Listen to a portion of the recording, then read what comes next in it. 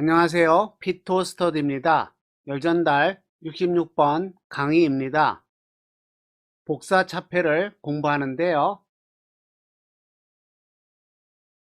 차폐가 없는 경우와 차폐가 있는 경우에 열전달이 어떤 차이가 있는지 알아보겠습니다.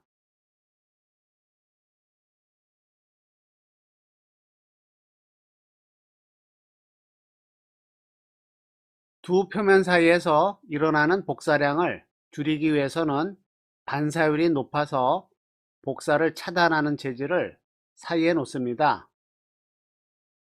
입실론이 작은 재질을 사용하는데요.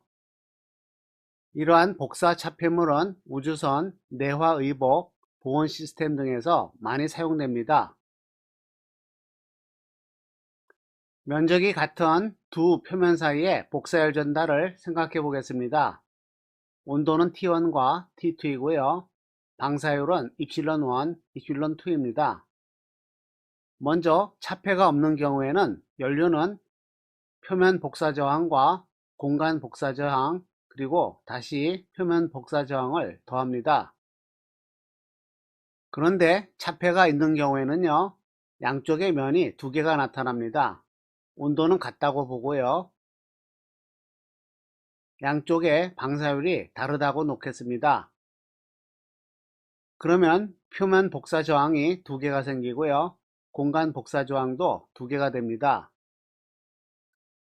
따라서 차폐가 있는 경우에는 두 개의 표면 복사 저항 사이에 네 개의 복사 저항이 들어갑니다. 위에서 아래 첨자 1은 차폐가 한 개라는 뜻입니다. 차폐물의 방사율이 작을수록 저항이 증가합니다. 따라서 차폐 효과가 커지는 것을 알 수 있고요. 특히 두 표면 사이의 형상 계수가 1에 아주 가까운 경우에 좀 더 단순화됩니다. 예를 들어서 차폐물이 있는 경우를 볼까요? 형상 계수가 1이므로 면적을 제외하면 1이 됩니다. 그리고 입실론은 약분돼서 마이너스 1이 나옵니다. 마이너스 1이 나오는 것은 4개가 있고요. 플러스 1이 나오는 것은 2개가 있습니다.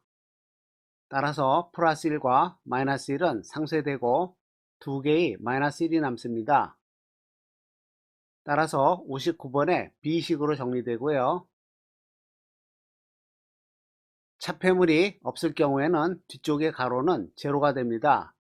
따라서 59번에 A식이 됩니다. 만약에 표면의 방사율이 모두 같다면요, 앞에 가로와 뒤에 가로는 같은 식이 됩니다. 차폐물이 없는 경우에 대해서 한 개가 추가됐습니다. 따라서 차폐물이 n개이면요, n개가 추가돼서 n 플러스 1분의 1이 됩니다. 예를 들어 차폐물이 9개이면 열전달은 10분의 1로 줄어듭니다. 예제 12번입니다. 모닥불의 온도는 1000켈빈이고요. 모닥불 앞에서 사람이 불을 쬐고 있습니다. 형상계수는 모두 1이라고 가정하고요. 여기서 피부의 온도는 36.5도, 방사율은 0.95로 둡니다.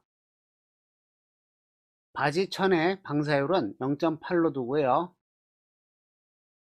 여기서 입고 있는 바지는 차폐물의 역할을 합니다. 바지를 걷어 올릴 때와 내리고 있을 때 열전달량의 차이를 알아보고요. 만약에 바지천이 섭씨 500도에서 눌러붙는다고 하면요, 현재의 조건에서 바지천이 누를 것인지 판단하는 것입니다. 모든 면적은 같다고 가정합니다.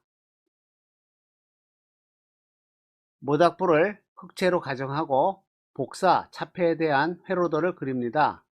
그러면 입실론2는 1이 되기 때문에 저항이 없습니다. 먼저 차폐가 없는 경우를 보겠습니다.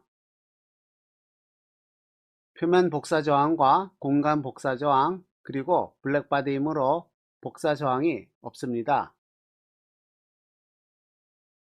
형상계수는 모두 1로 두었으니까 이와 같이 입실론 원분의 1이 됩니다.